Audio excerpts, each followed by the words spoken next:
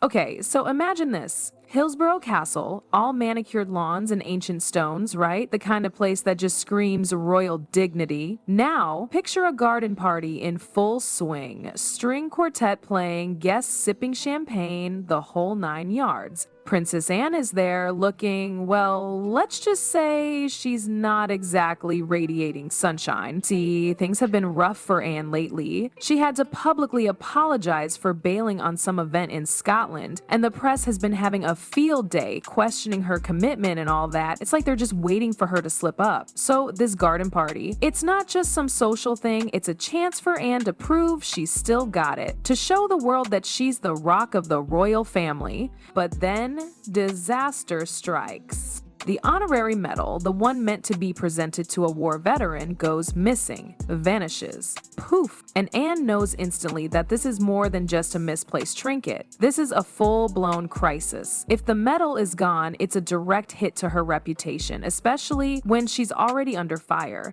Now here's where it gets juicy. As Anne's trying to figure out what the heck happened, who does she spot but Camilla, just strolling around the restricted area like she owns the place. Camilla wasn't on the guest list, had no business being there, especially since Anne was in charge of the whole shebang. The air crackles. You can practically see the sparks flying between them. Anne, all stiff upper lip and controlled anger, versus Camilla with that smug little smile that just screams, I'm here to make your life miserable. It's like a silent showdown, a power play unfolding right there in the middle of the rose bushes. Everyone around can feel the tension. Conversations die down, people start avoiding eye contact. The string music suddenly sounds really, really awkward. It's clear that this isn't just about a missing medal anymore. This is about something much bigger. A clash between two women who are clearly not fans of each other. You see, Anne and Camilla have a history.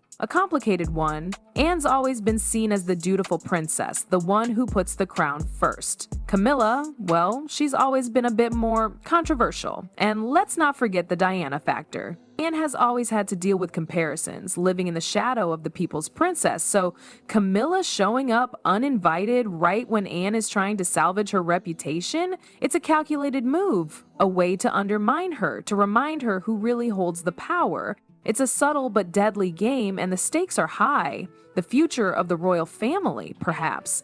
And the missing medal? It's just the opening gambit, a small piece in a much larger, much more dangerous game. The question is, who will win, and what will be the cost? The afternoon sun dips, casting long shadows across the lawn. Anne confronts Camilla near a rosebush. How did you get in here? She demands, all ice and steel. Camilla just sips her wine, cool as you please. My, Charles's sister does have a temper. Family event, isn't it? Surely any member can attend. Anne's eyes narrow. Not everyone, and you know this is my event. Camilla's laugh is sharp. Oh, I'm aware, but some doors open for those who know how to walk through them. No invitation required. Maybe that's something you've never learned. Ouch! That's a low blow. Anne steps closer, voice tight. What are you doing here, Camilla? Just hoping to stir up trouble for the thrill of it? Camilla's smile vanishes, her tone turning cold. I only came to remind you that the power in this family doesn't rest with you. Don't think a few staged apologies will make the public adore you. You'll always live in Diana's shadow. The mention of Diana hits Anne hard. For a second, she stumbles, but she recovers quickly, her voice now laced with anger.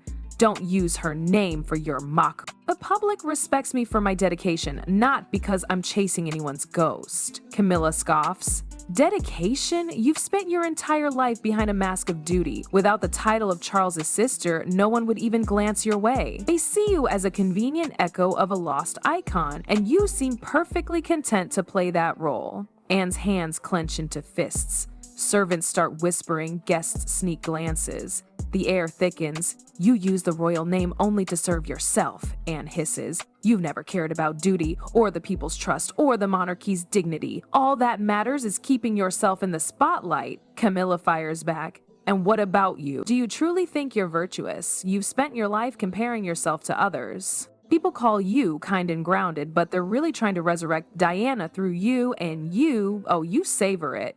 Anne's breathing quickens, fury trembling in her voice. You're despicable. The public doesn't crave replacements, they value truth, and you hide behind your so-called queenly image to disguise the fact that you've never been accepted. Camilla's chin lifts, eyes glittering. Accepted or not, I'm still the one beside Charles. I still wear the crown. And you'll always be the supporting act, busying yourself with your little charities. That's it. Anne steps right up to Camilla, barely a breath between them. Servants pretend to work, but their ears are glued to the conversation. Guests whisper, cameras flash from the sidelines. The throne isn't meant for opportunists like you, Anne says, voice low but cutting. The more desperately you cling to it, the clearer your deceit becomes. You can script your image, you can buy silence, but truth doesn't stay buried. Camilla's smirk returns. I've heard those threats before, yet here I am. Do you really think you can bring me down? Remember this, the quiet ones in this family are usually the first to be devoured. Anne doesn't flinch. Then I'll make sure I'm not one of them. The tension is unbearable. A guest murmurs, good heavens, are they truly arguing? Camilla turns to leave, but Anne's voice stops her. If you keep crossing lines, I'll have the security footage reviewed. I'll find out exactly how you got in. And if there's anything irregular, you'll answer for it. Camilla freezes, then slowly turns around, anger flickering beneath her forced composure. Her lips curve into a strange smile. Go ahead.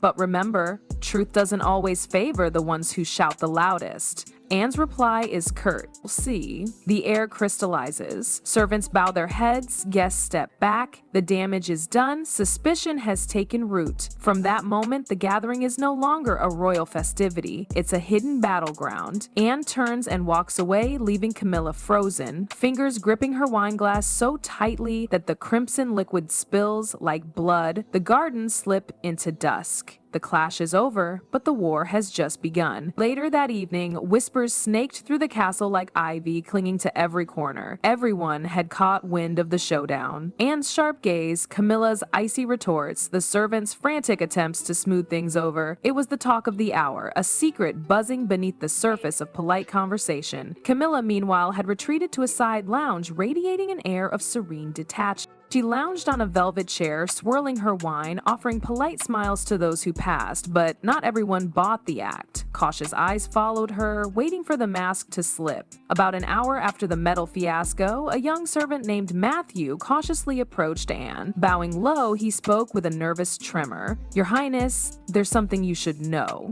Anne, surrounded by advisors, raised an eyebrow, a sure sign she sensed trouble. Speak. Matthew swallowed hard. Before the ceremony, while setting up the reception table, I saw Lady Camilla. She came in through the west side door, not the main gate, and strangely, she was wearing a staff coat. The room fell silent. One advisor frowned. Are you certain? Could you be mistaken? Matthew shook his head. I've worked here 5 years. I know every staff member. That coat belongs to the beverage team, but on Lady Camilla, it looked completely out of place. I even saw her go into the preparation room where the medal boxes were kept. When I returned, she was gone. Anne tapped a finger on the armrest. The story lined up too perfectly with her gut feeling, but instead of exploding, she kept her voice calm.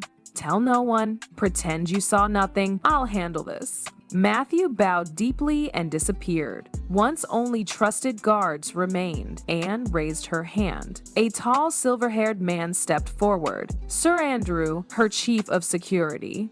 Andrew, Anne said evenly, pull all security footage from the last 24 hours, focusing on the west entrance. Quietly, no one can know. I want facts, not rumors. Andrew nodded. Understood, Your Highness. That night, Andrew and his team hunched over the security monitors in the basement control room, bathed in the blue glow. They scrubbed through the footage, the clatter of keys mixing with tense breaths. There, a technician murmured, 420p, west entrance.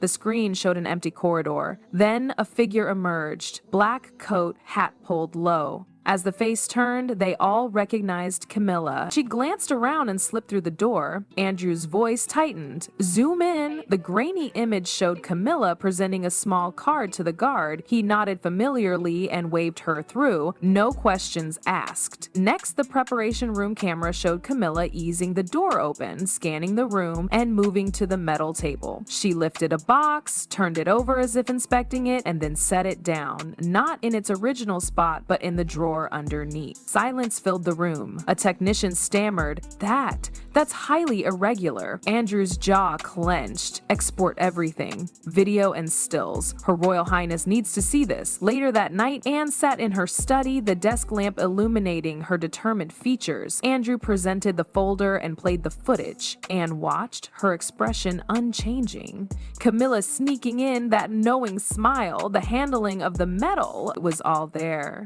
Anne exhaled slowly. So, it wasn't just a feeling. She actually did it. Andrew asked quietly, "Your move, ma'am. Do we go public now?" Anne shook her head. "Not yet. If I speak now, she'll claim the footage is fake. I need witnesses. I need an airtight case. So airtight that denial is impossible." She walked to the window, looking out at the moonlit gardens. In her heart, she knew there was no avoiding a confrontation. Whispers about the servant sighting were spreading. Some guests had noticed Camilla's brief disappearance before the ceremony. Suspicion was growing. Now, Anne possessed Matthew's testimony and the security footage, evidence as sharp as a blade. Camilla, confident she had acted in secret, didn't realize the net was closing. The truth was seeping in, inch by inch, ready to expose her deceit. Anne's reflection in the window hardened. The time had come to prepare for a reckoning. But before the storm could break, absolute secrecy was crucial. In the castle shadows, the cameras kept blinking, silent witnesses to the plot.